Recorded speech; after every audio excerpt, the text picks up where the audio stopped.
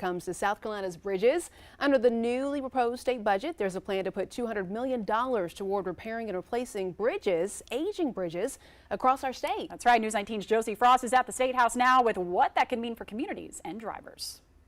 The House and Senate are expected to finalize this year's state budget tomorrow. Millions of dollars in funding to modernize the state's bridges is on the table, something transportation officials say is badly needed. You don't have to look far to see why this funding is needed. Bridges like this one near the North Main area of Columbia are deemed structurally deficient, meaning larger trucks can't safely pass. Other bridges, like Blossom Street over the Congaree River, are being looked at not just for repairs, but for upgrades to improve walkability and connectivity to nearby areas. I love walking down here. I think anywhere that we can have walking trails, sidewalks, places for pedestrians to go, especially if they're connected.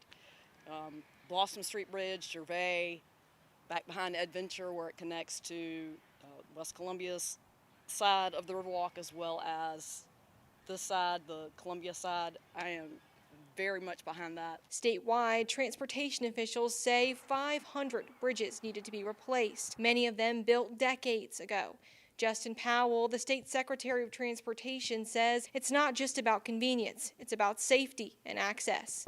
We've got about 700 bridges that have a load posting. So that means usually a truck or a heavier vehicle of a certain size can't pass over the bridge. So that means impacts for fire trucks going to a call, school buses getting kids to school, or trucks getting goods and services to market. The DOT has already begun working on several bridge projects over the last few years, including repairs to bridges on Interstate 95 over Lake Marion. Powell says the projects can range in needs, meaning they can vary from a couple $1 million to hundreds of millions.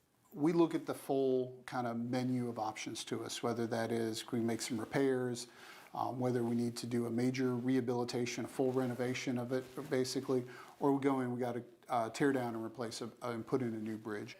If lawmakers approve that $200 million, it'll go into effect in July.